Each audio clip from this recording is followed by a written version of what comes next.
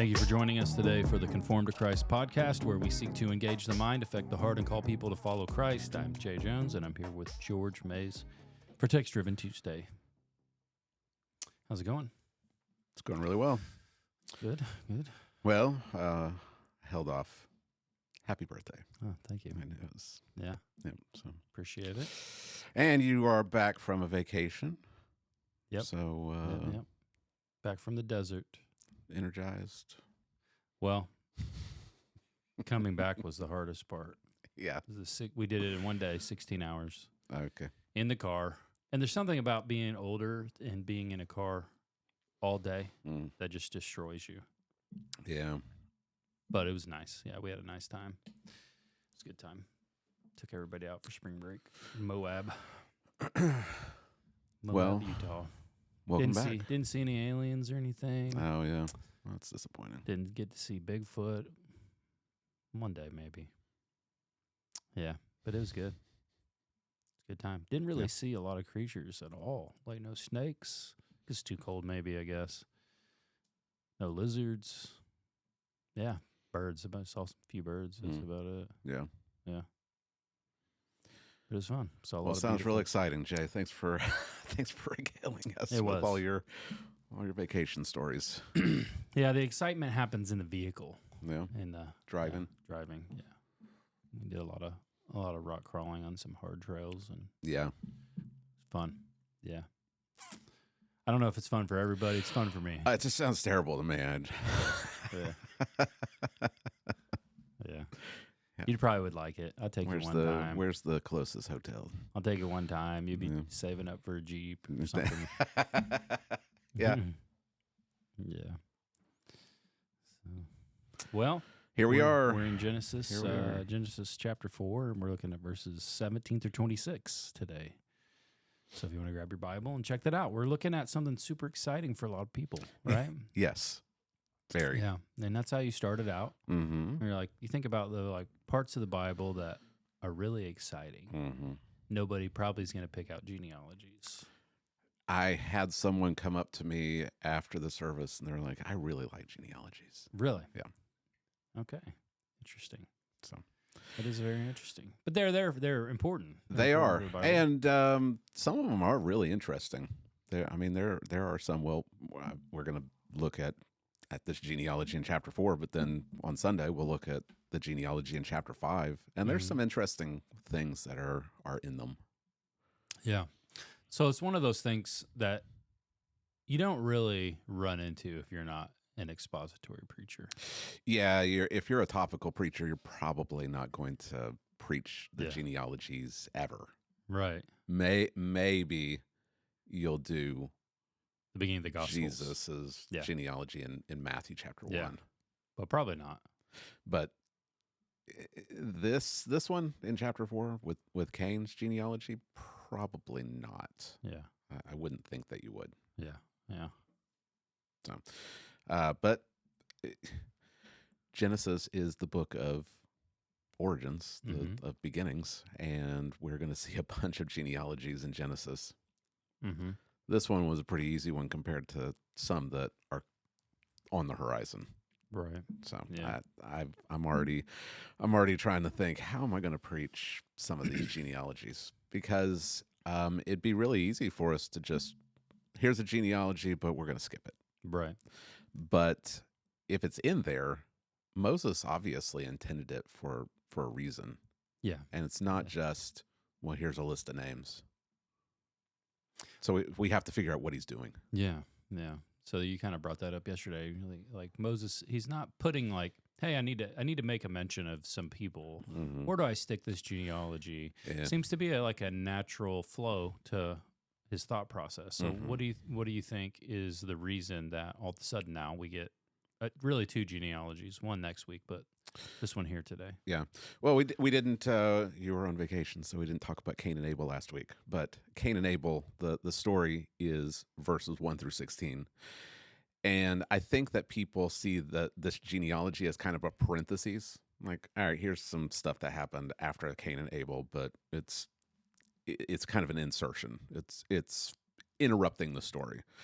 But I think I'm arguing that the story of Cain and Abel actually interrupts the genealogy. The genealogy actually starts in verse 1.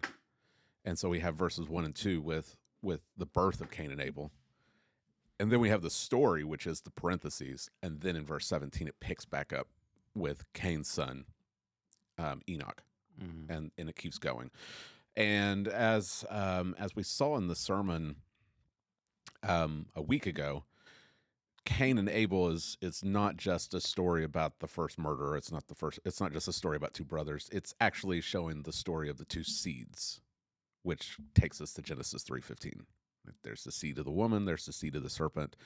The promise is that the seed of the woman is going to crush the head of the seed of the serpent. And the story of Cain and Abel is the first conflict in that big war that covers the entire Bible. Cain is the seed of the serpent.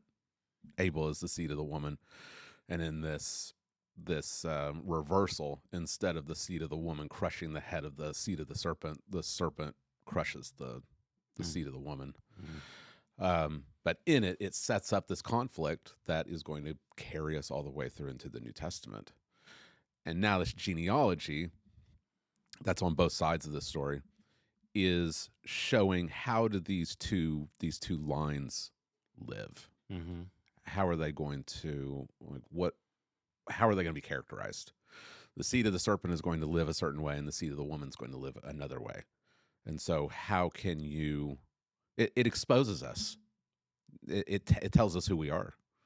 Like you should look at this, not just the genealogy, but the whole chapter, and you should see it should tell you, like, if you're living this way, if you're characterized this way, then you're following the line of Cain. You're following the serpent in his rebellion. And if you're living this way, it's evidence that you are trusting in Christ. Right. Yeah. And then we'll see. So chapter 4 is really highlighting the seed of the serpent and his line. And next week in chapter 5, we'll follow the seed of the woman. Okay. So your outline was two points, two opposing ways to live in response to God's grace. Two opposing ways to live in response to God's grace. Yep. The first one we see in 17 through 24 is... You want me to read this thing? Oh, yeah. You want me to read this? Let's have you read it. You got it. Can you pull it up? I've got it pulled up on my computer. No. Well, that's just what happens with this computer. I don't know what the problem is. It is asking me for permission, and I don't know. Is it going? I can read it. I can pull it up on mine, maybe. Okay, if you want to pull it up on yours. Let me pull up I don't know Bible. why I'd have to restart my computer, I think, to get this thing to work. And I don't know why. Yeah. Well, you can turn in your Bibles to Genesis chapter 4 if you want to follow along, and okay, I've got it see up. what's going on here. Let's see if it can pull up. Yeah, I don't know why it's Jay's got his pulled up. There we go. I don't know why yours is working in my... Yeah, I don't know. Anyway. It's in the Bible. You don't have to... let me start in verse 1 because that's the genealogy, and we'll get into the entire story, and we'll see the two seeds. So we'll look at the entire chapter. But the genealogy is verses 1 and 2, and then 17 to the end of the chapter. Okay. All right. Now Adam knew Eve his wife, and she conceived and bore Cain, saying, I have gotten a man with the help of Yahweh. And again she bore his brother Abel. Now Abel was a keeper of sheep, and Cain a worker of the ground. In the course of time, Cain brought to Yahweh an offering of the fruit of the ground, and Abel also brought of the firstborn of his flock and of their fat portions. And Yahweh had regard for Abel and his offering, but for Cain and his offering he had no regard. So Cain was very angry, and his face fell. Yahweh said to Cain, Why are you angry, and why is your face fallen? If you do well, will you not be accepted? And if you do not do well, sin is crouching at the door. Its desire is for you, and you must rule over it.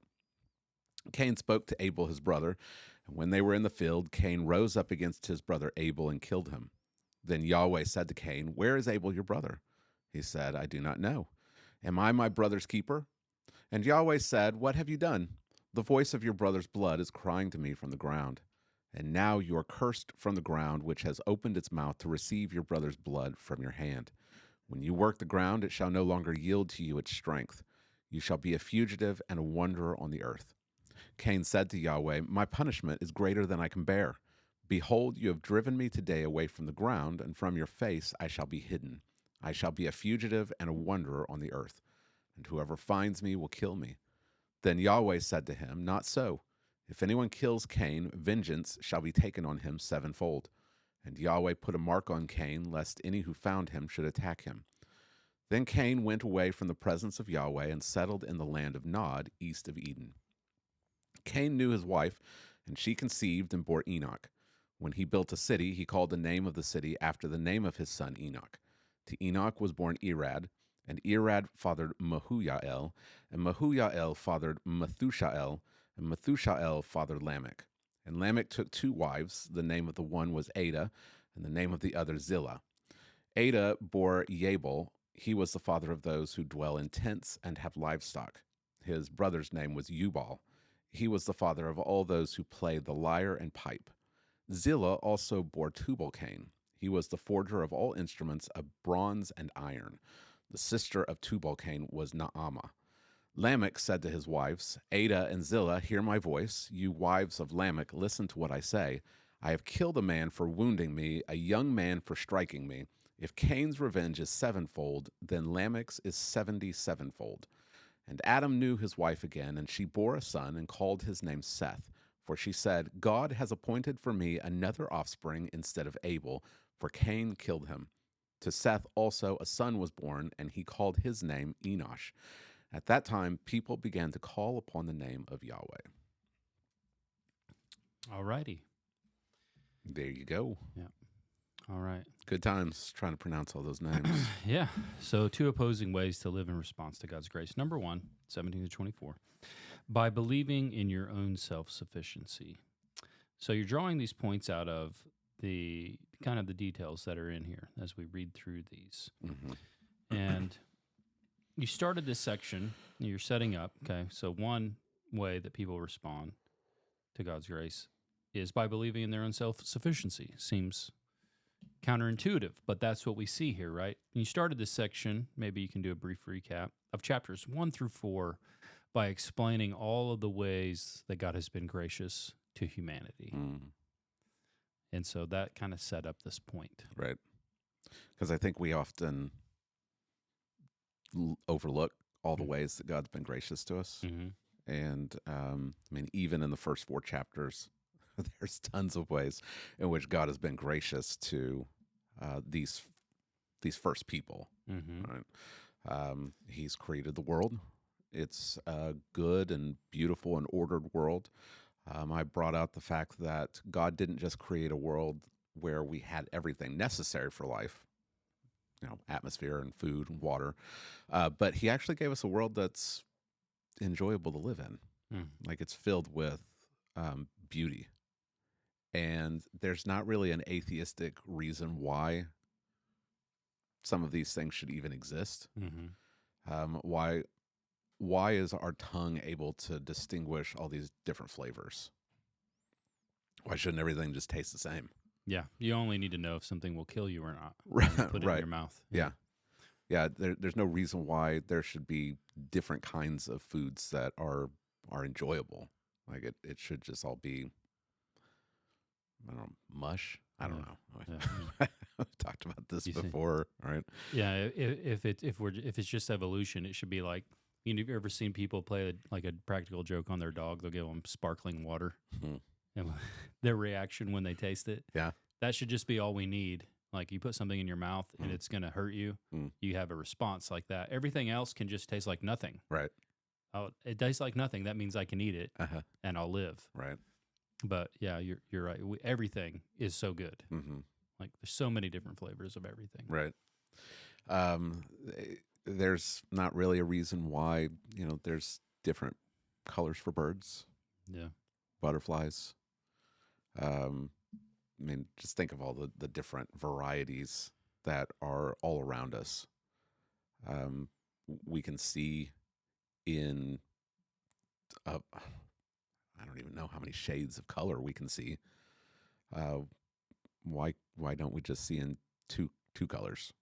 Like why? I mean, there's not really a Or black reason and why. white. Yeah, black and white. Yeah, there's not really a reason why we should have such an enjoyable world. Music, sound. Hmm. Yeah. The only reason is that God wants us to enjoy life. It's not just a utilitarian world. Mm-hmm. It's not just what we need to survive, but what we can have to enjoy life. And that's from a good and gracious God. He didn't have to give us a world where everything was so enjoyable, but he did it because he's good, and Mm-hmm. he wants to show his love and grace to us in the things that we can enjoy. Um, in chapter 2, he creates man. That's good. Right? We didn't have to be made.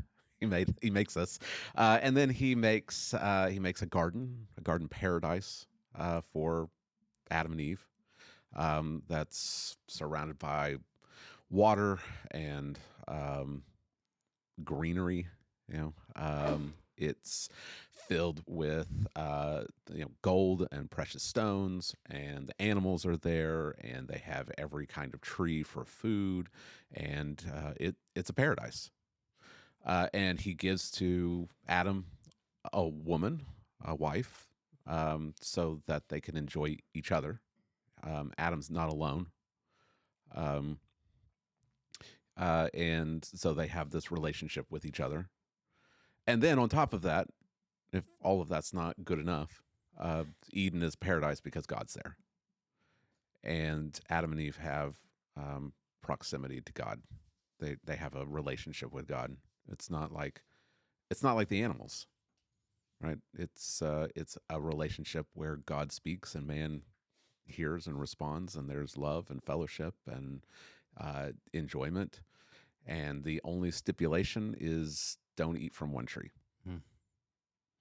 And that's gracious. Yeah. That's gracious, right? That's grace. And then in chapter 3, they eat from the one tree, right? Yeah. And so we see that in response to all of the goodness that God has given to them, it's not enough. They don't eat from the tree because they're hungry. It's because it's not enough that they have all these other trees. They can't eat from the one. Well, it's not paradise unless we can eat from everything, Mm. right? It's not good enough that we're with God. We can be God. And so we see in response to all this grace, man's response is we want more. Mm-hmm. And God should have killed them immediately. That's what they deserve. Mm-hmm. I mean, the level of thanklessness, ungrateful pieces of dirt, wanting more. Yeah. And God doesn't. Yeah. That I mean that we're so accustomed to these stories that we don't stop and think this is not the response that we should expect.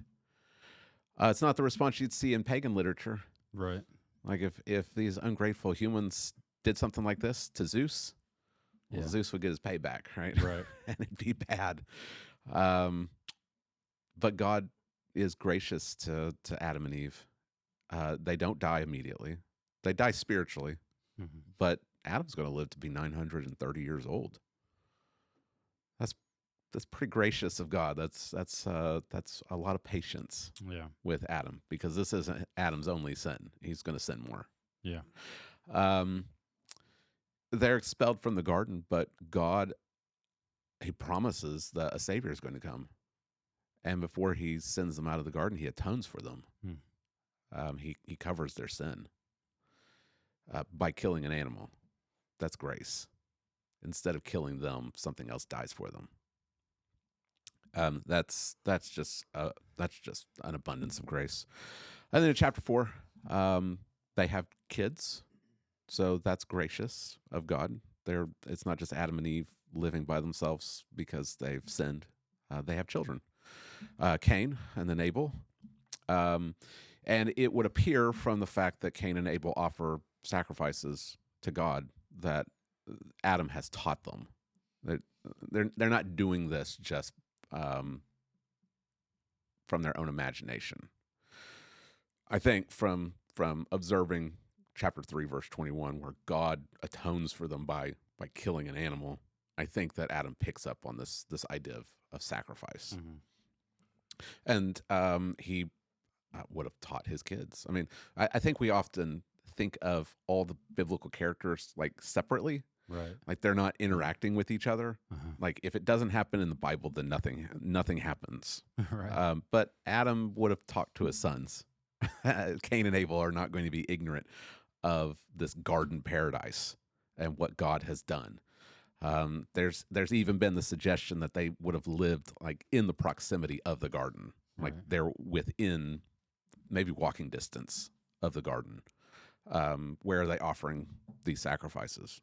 Maybe at the gate, maybe at the place where the angels are. We don't know, but we know from them offering sacrifices that there's been communication between their mom and dad Mm-hmm. and them. They would have known, like, this is what God told us to do. This is what we did, and this is how God responded. And we're still here because God's been gracious to us. And so they offer sacrifices. They offer offerings. But Cain brings an offering not in faith. He brings it in pride. We see that in the way that he responds to everything that happens to him. He's not. He's jealous. He's angry. He kills his brother. He murders his brother. He tries to hide what he's done. God comes, questions him. He deflects. He blames God. Am I my brother's keeper? He's implying that he's lost Abel. Yeah. God confronts him, and he curses him, reminiscent of chapter 3.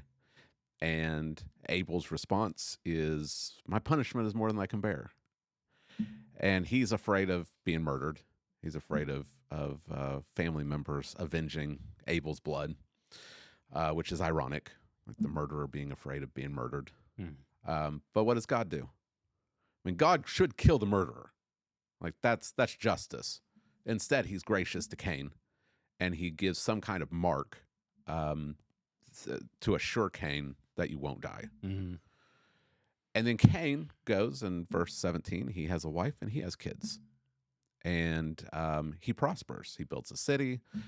He has descendants. They prosper. They create innovations and all kinds of things to make life in the fallen world easier. Mm-hmm.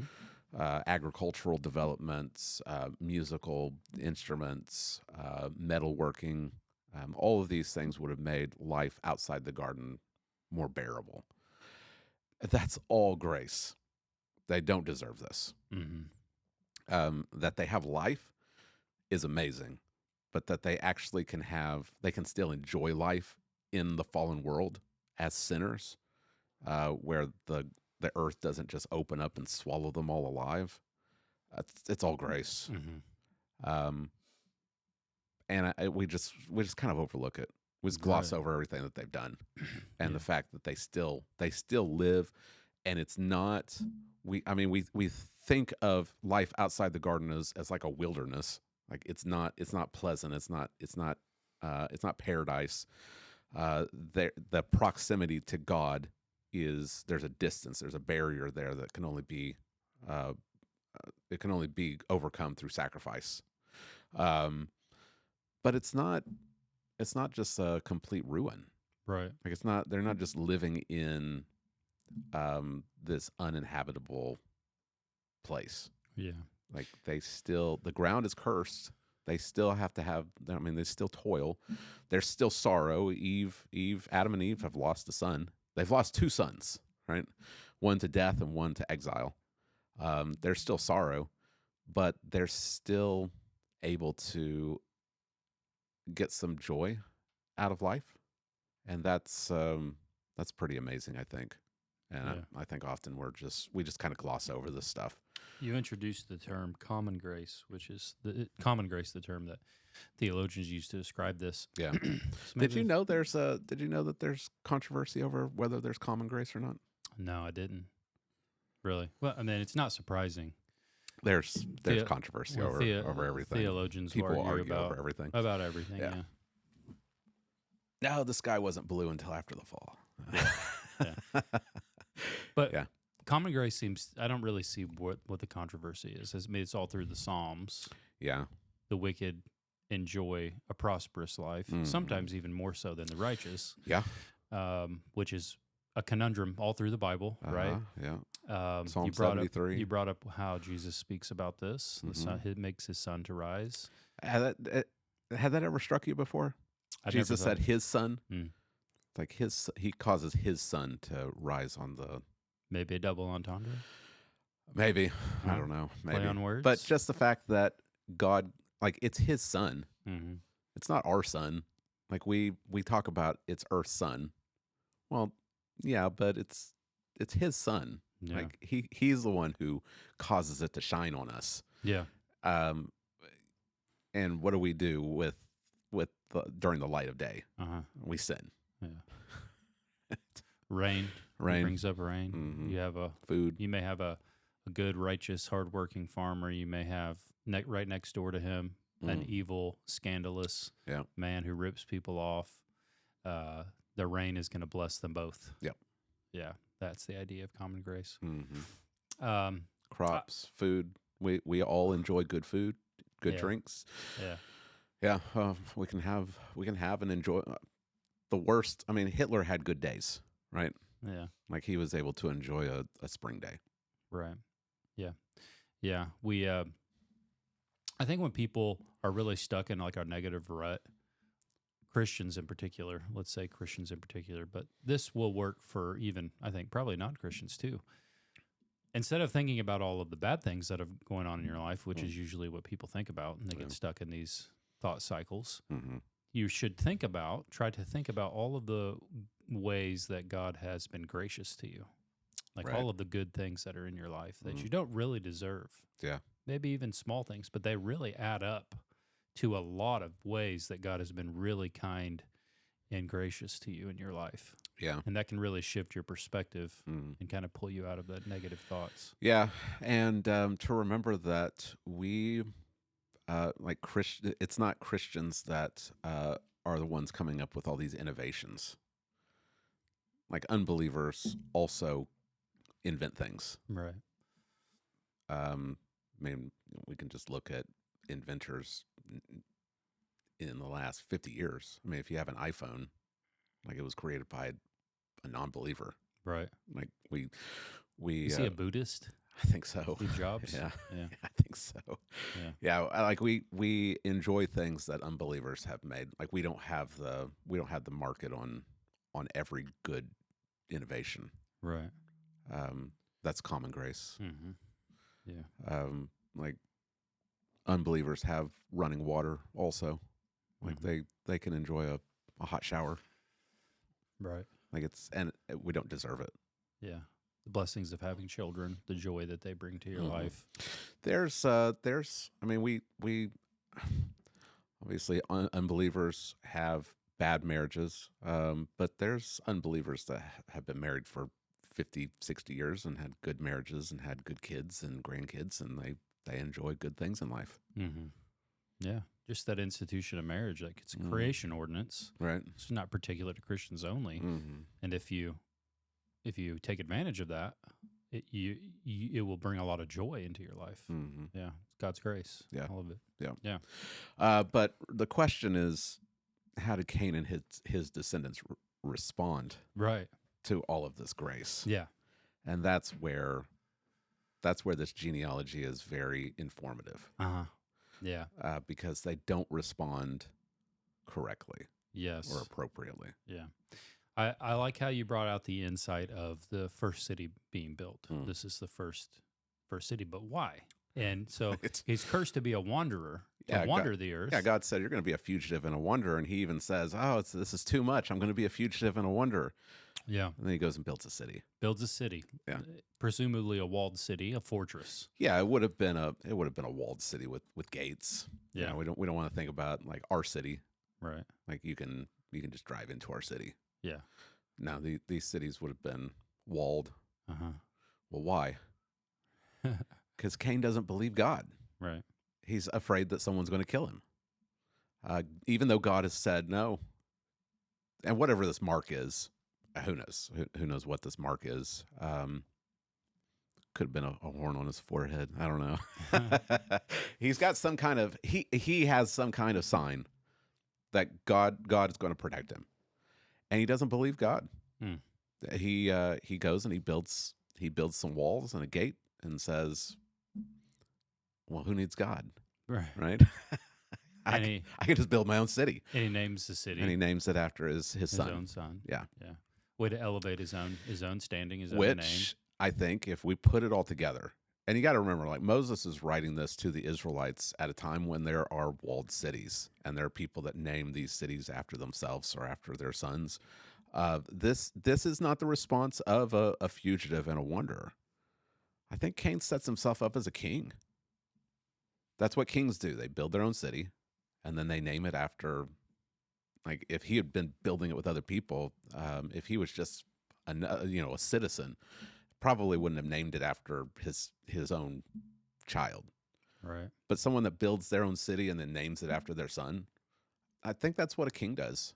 Yeah. I think he sets himself up as a king. Right. And if he's a king, then his son, who the city's named after, he would have been king after his father, and then down the line they would have been royalty. Mm-hmm. Yeah. Yeah. You brought in a little quote from Augustine. Well, it wasn't a quote, but he in his city of God, he says he's the one who builds the first city of man. Right. And the city of man is really man's. It's his defiance of self-sufficiency. Right. Like he's saying, this is our structure. We can protect ourselves. We can build walls to defend ourselves. We can build structures to our own glory. Mm-hmm. I mean, that's what Cain's doing. He's not glorifying God. He's glorifying himself. Yes. Like, look at me. I have a son, and I'll name this city after my son. Mm-hmm.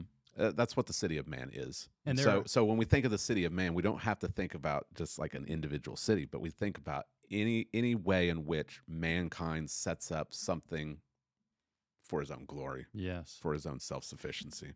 And there's strong parallels here to what happens after the flood, the Tower of Babel, where God tells them to spread out. Oh yeah, that's over that's the a earth. City of man. Yeah, and they say no. We're going to consolidate, and we're going to make a name for ourselves. Right. I think that's the exact terminology. Yep.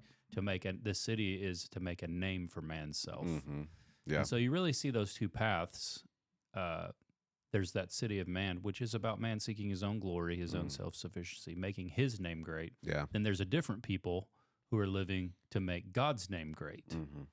And of course, we know what happens in the Tower of Babel. And, but it all starts here with Cain, and it runs through the rest of the Bible. Yeah, all the way to the end. Yeah, this is what mankind does without God. I mean, Cain has been shown so much grace, and he goes and builds his own city.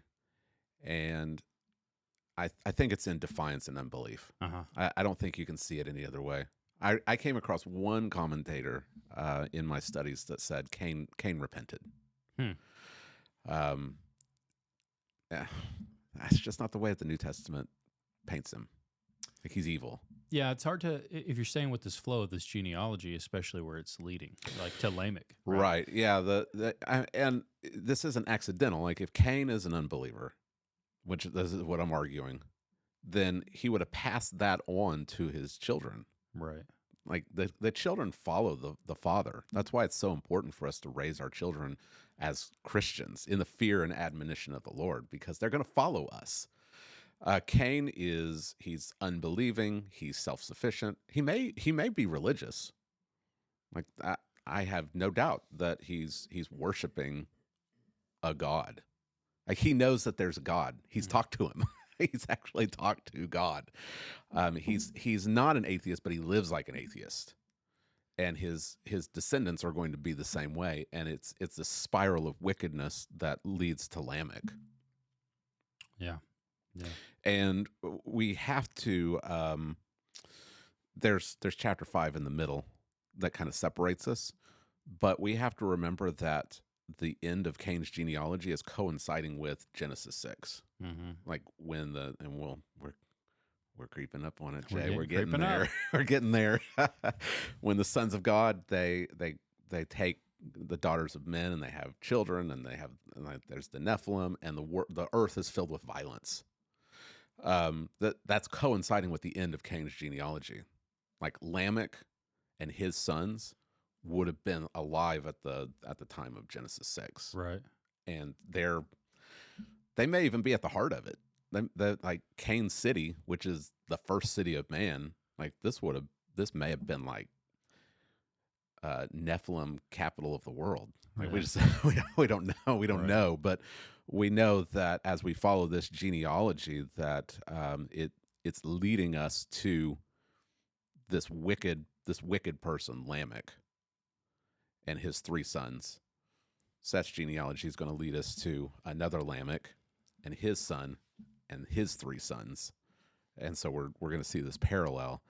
But this Lamech, he takes 2 wives, which we shouldn't gloss over that. Right. We shouldn't be like, oh, he took 2 wives. A bunch of people in the Old Testament have more than 1 wife. Mm-hmm. Well, it's significant because this is the first time it's mentioned. Yeah. If he's a king, this is the first harem.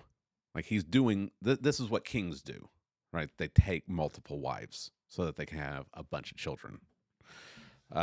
He is a polygamist, but he also is a murderer, just like Cain. Uh-huh. And Lamech's son, Tubal-Cain, is the one who creates blacksmithing.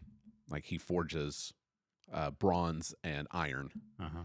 And we should not overlook that either. Right. Like, he's not just making farming tools. Mm-hmm.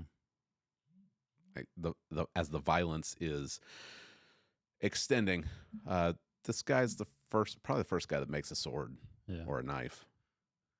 He's like a warlord. Yeah. Yeah. And that's where Cain's genealogy is going. It ends up at Lamech, who he has 2 wives, and then he sings this song about killing somebody. The Song of the Sword, is that the Song of the Sword? Yeah. Yeah. He. It's so.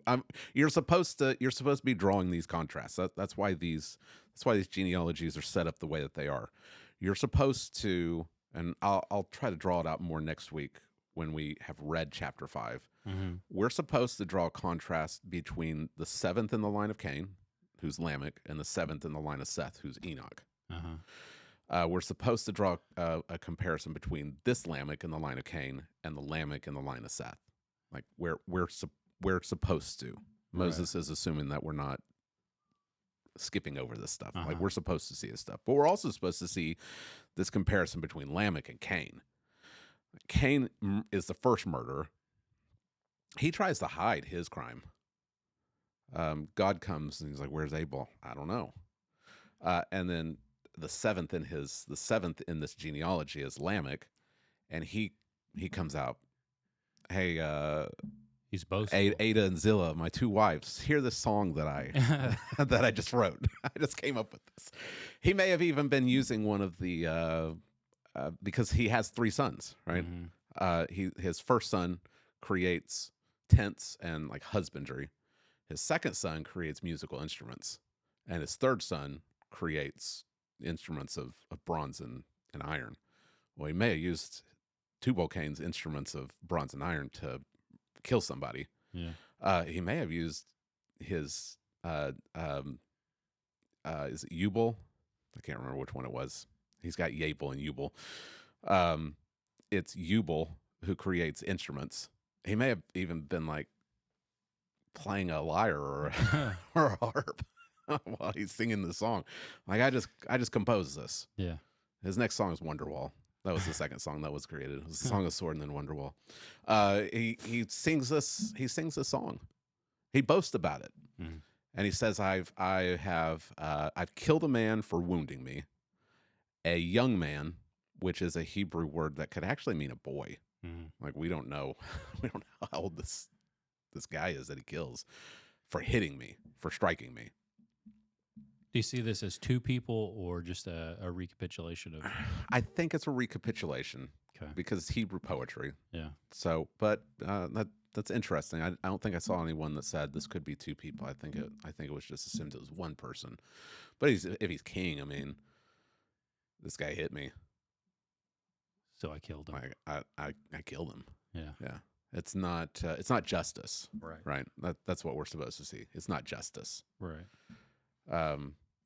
Which is so weird. This one commentator, the same guy who says that Cain repented, says that Lamech is happy that there's law, there's law and order. Huh. It's like, yeah, really weird. I don't see it. I don't see it. This does not seem like law and order. It seems like this isn't eye for an eye. Well, it's kind of the way that like PhDs work, right? You've got to take an angle no one's ever taken before, and that's one of the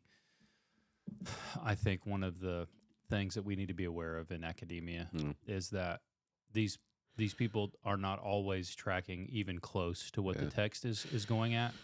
They develop an idea, a thesis, and they'll really work to make their thesis work into the text. What's frustrating is that it's John Selhammer.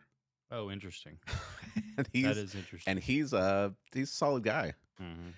He's tracing, and he's really good at drawing like the story together. His commentary has been helpful. And he's looking at the connection with the city of refuge. And so he's saying that the city that Cain builds is a city of refuge. But I see where he's coming from, and I think that there is city of refuge kind of stuff going on, but I don't think that means that Cain is repentant, and I definitely don't think that Lamech is supposed to be viewed as a good guy. Definitely doesn't read that way. Yeah. If you were just to give it to 100 people, right? I would say somewhere in the 90s they would read it as this guy's boasting about his killing. Yeah, I think so. Yeah. It's not law and order. He kills somebody for hitting him. Yeah. That's not justice. And he boasts about it. Yeah. And then he says, if Cain's revenge is sevenfold, then Lamech's revenge is 77-fold, which is really it's really fascinating, because it really gives us some insight into what's going on in this time period and this city and in Lamech's mind. Because yes, Cain was given this mark that he would be avenged sevenfold if he was killed. But who gave him the mark? It's God. Yeah. God's the one who pledges to be the protector of Cain. Cain's not announcing this to everybody else. But somewhere along the line, this story, the real event, it's gone through, game of telephone. And now Lamech is like, well, if Cain was somehow, whatever his mark was, it could have been something visible that everyone could look at and be like, I'm not going to touch this guy. Lamech is now, he's almost like casting a spell on himself. Like it's almost like it's sorcery. Like, well, if Cain's event is going to be revenged 7 times, then he's like, he casts some kind of ward on himself. Well, my revenge is going to be 77. It's really interesting. And he just announces it to his wives. This is not God will do this. It's just some kind. I mean, I don't want to read into it too much. I mean, I'm just kind of speculating here, but knowing the time period, Lamech is living at the time that the sons of God are doing their thing. Yeah. And the book of First Enoch says that these angels taught men how to do sorcery. Mm-hmm. Be a really interesting connection. Yeah. If Lamech is thinking that he's casting some kind of spell on himself. Mm-hmm. I don't know. I mean, it's speculation. Right. I'm not saying that that's what's happening, but he does not mention God. Right. He says this about himself. Uh-huh. I don't know where he thought his protection was coming, but it wasn't from God. Right. Yeah. And I think it's likely that Jesus is alluding to this in the Gospels when Peter asked, "How many times should I forgive my brother?" Uh-huh. 7 times. Peter thought he was being real generous because I think the rabbinic teaching was forgive your brother twice, but the 3rd time don't forgive him. And Peter's like, 7 times? It's like double. And Jesus says 77 times or 7 times 70. He's likely referencing this. Right. Jesus is saying, don't keep track. He's not saying 490 times, but 491 don't. He's saying as many times as he repents, forgive him. Lamech here is saying, anybody who touches me, they're going to be avenged to the max. The max, yeah. Mm-hmm. Yeah. And that just highlights the wickedness. 7 generations from Adam. 7 generations, and we've reached Lamech. That shows how wicked humanity is. It also shows just how wicked Cain's line is in response to all this grace that God's shown.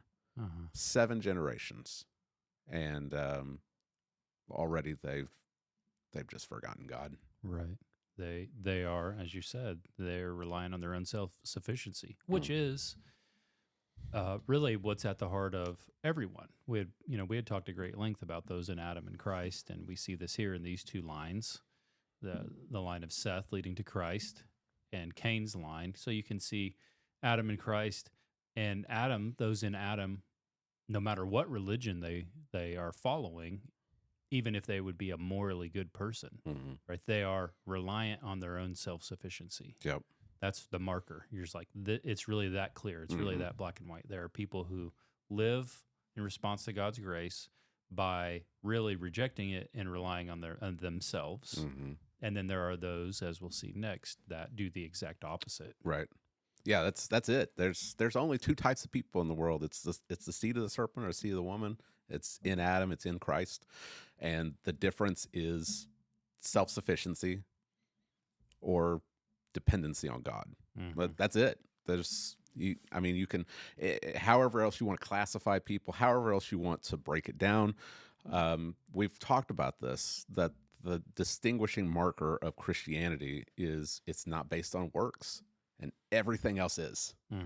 Everything else is depending on some kind of works. Every religion outside of Christianity is we have to do something. That's what we see here. This is the beginning of every religion outside of Christianity. Yeah, yeah. And that's for everybody. That's for everybody. As they're reading this genealogy, they should be thinking, am I being self-sufficient? Am I depending on my own good works or religious practices or whatever it is? If you are, then you're following the line of Cain.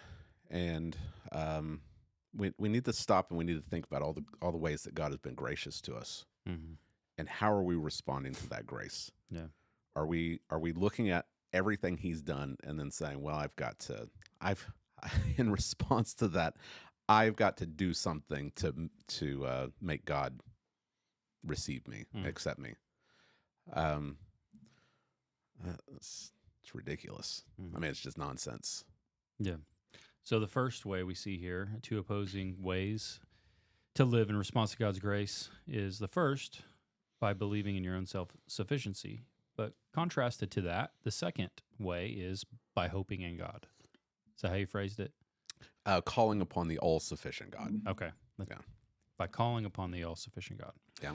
All right. And it's just a short little bit. 2 verses. But it's going to introduce us to the second line. Yeah. And it's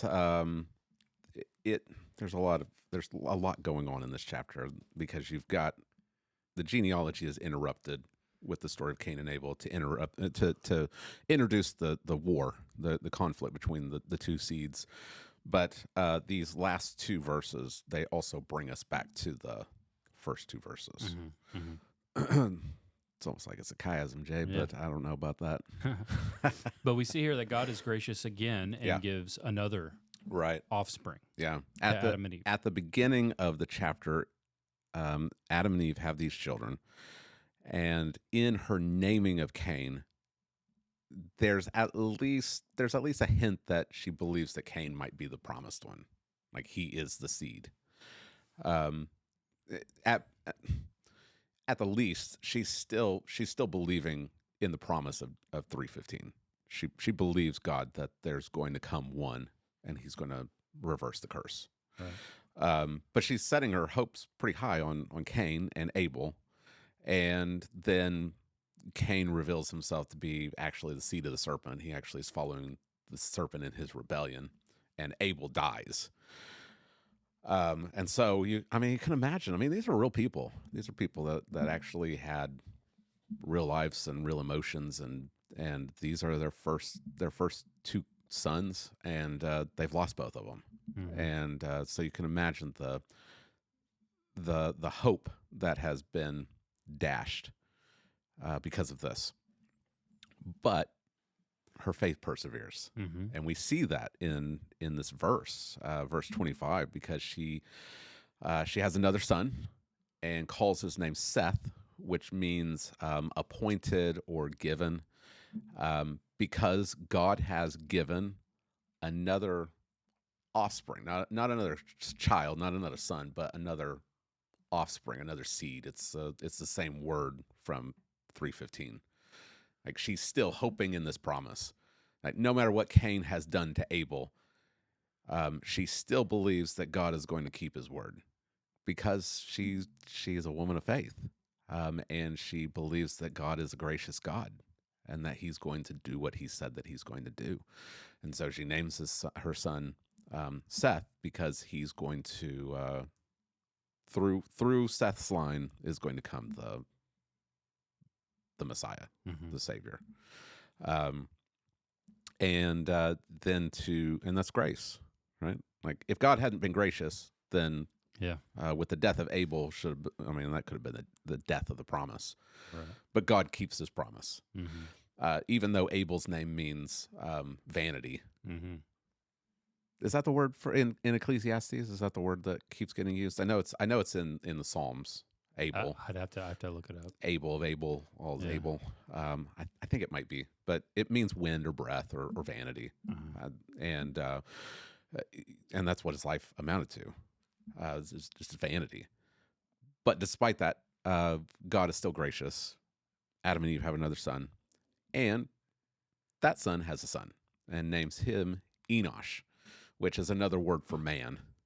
So there's Adam, there's Ish, and Enosh, which means man. But it also means weakness, which is interesting. Yeah. That Abel meant vanity. Seth has a son, and he names him weakness. And that is in complete contrast to Cain and his son. Not a good name when they're picking dodgeball teams. That's right. Yeah. Give me the weak guy. Yeah. But you see here already this contrast between the two seeds. You've got Cain, who builds a city, and he's king. And his line leads to Lamech, and Lamech believes that he's really something. Yeah. And then you've got Seth, and his line begins with weakness. And we're going to see they're not. There's not really anything that's super impressive about the line of Seth in chapter 5.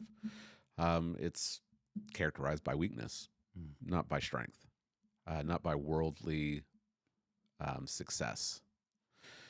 And this would have been important for Israel, because Israel's been, as Moses is writing this, Israel's been wandering around the wilderness, living in tents. and God's leading them to the promised land that's filled with walled cities. Man, right across the Jordan is Jericho, this city that has massive walls, people that are giants, and how is Israel going to respond to this? I mean, Israel's not that impressive. They're going to have to go up against giants that are behind walled cities. Yeah. So this has meaning for Israel, but it also has meaning for us because this is what the seed of the woman looks like. It looks like weakness. It does not look impressive. Mm-hmm. It often looks like a failure. You look around at you look at the church, and it doesn't look super impressive. Not often characterized by flashiness. Right. I mean, some churches like to. Yeah, some. But that's okay because out of weakness, God accomplishes His purposes. Mm-hmm. And we see that already at the very end of this chapter, that at that time, as Cain's line are making worldly innovations, tents and musical instruments and bronze and iron instruments, Seth's line also has an innovation. At that time, people began to call upon the name of Yahweh. Mm. They began to worship Yahweh, which is an interesting verse. Right. And I don't know. Yeah. Even now, I'm like, I don't know. Because when you get to we've seen the name of Yahweh, we'll see it all throughout Genesis. But when we get to Exodus chapter 6, God is going to tell Moses that He appeared to Abraham, Isaac, and Jacob as God Almighty. Mm-hmm. El Shaddai. I think that's El Shaddai. But by the name of Yahweh, I did not reveal myself. So, like, what's going on here? What's going on here at the end of Genesis 4? It could be that the people of God in Genesis, they knew that God's name was Yahweh. And so they worshiped Him as Yahweh. But they didn't know the significance of the name. Like, what does that mean? Right. Or why would He be called that?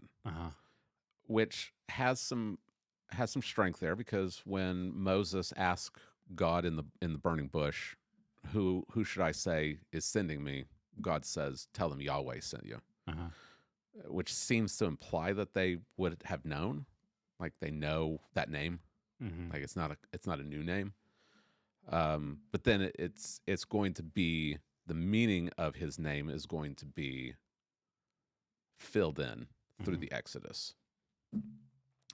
You see this with Abraham in when we get to Genesis 14. Melchizedek's going to come out and he's going to bless Abram in the name of God Almighty, and Abram's going to respond by saying Yahweh. The only other thing I can think of is that Moses is putting Yahweh's name in the voice in the mouths of these men in Genesis to show Israel that's who they were worshiping. They were worshiping Yahweh. Yeah. So I don't know. Yeah. I'm not sure. If that's the case, I don't really know what verse 26 means, that at that time they began calling upon the name of Yahweh. I don't know. I don't know what that means, because Abel's worshiping Yahweh. He's worshiping the true God. So it's not that Enosh or Seth are the first people to worship God. So I don't know. What do you think? I don't know either. Yeah. I don't know. It's a strange verse. Yeah. But it does show that, in contrast to Cain's line with their innovations, like these are not just historical facts, even though this is true.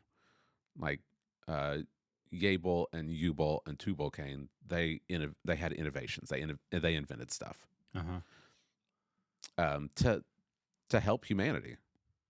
But Seth's line does something even more important. Mm-hmm. It was at this time that people started calling upon Yahweh. Yeah. And so in contrast to Cain's line that is characterized by self-sufficiency and pride and worldliness, Mm-hmm. Seth's line, the seed of the woman, they're characterized by weakness and by dependency upon Yahweh. Mm-hmm. And so they call upon Yahweh for help Mm. instead of trusting in their own strength. Yeah. That's whatever it means that at that time they begin calling upon the name of Yahweh, whatever that means. It does the point is to contrast the innovations of Cain's line with this, Right. with what Seth's line's doing. Mm-hmm. And Cain's line is characterized by self-sufficiency. Seth's line is characterized by calling upon God. Right. Yeah. Yeah. And that's the difference between the seed of the serpent and the seed of the woman. Right. Down to this day. Yes. You're either going to say, you can even be religious and do the same things that Cain did, and trust in your own works, or you can believe that your only hope is in what God does for sinners. Yeah, which it means embracing weakness. Yeah. Embracing your own weakness. And that's which was what was emphasized in chapter 5. Again, Yeah. all these lines are there, and Uh-huh. he emphasizes at the right time in our weakness, yeah. Christ died for us. Right, Romans, yeah. And that's why I went to 1 Corinthians at the end of the sermon, because Paul's writing to the Corinthians, and the Greeks are impressed by power, Mhm. by rhetoric, Yeah. by these guys that come and they have impressive words. You look at 2 Corinthians, you got the super apostles that are characterized by strength and like, look at us, Right. like we're prosperous and everyone likes us. And then you got Paul, Yeah. limping in the town, having been beaten for the umpteenth time, and Paul says that God's strength is found in weakness. Like, we don't preach power, we preach the cross. And to the Jews, it's stupid. Yeah. They want signs. The Greeks, they're like, what kind of people would worship a crucified God? Right. And Paul says that to those who are called, it's the power of God. Mm-hmm. Christ came not as a king riding on a white horse, but as a servant. And he humbled himself by being nailed to a Roman cross. That is the epitome of weakness. Yeah. In the Roman perspective. Yeah. Like, it looks like Abel. It looks like vanity. Like everything that's what the disciples thought. That's what the disciples on the road to Emmaus thought in Luke 24. We thought that he was the Savior, but he's been dead for 3 days. Yeah. It looks like vanity. Mm-hmm. Like it's all come to nothing. And so you got the disciples hiding up in a locked room. But in the cross, God has crushed the head of the serpent.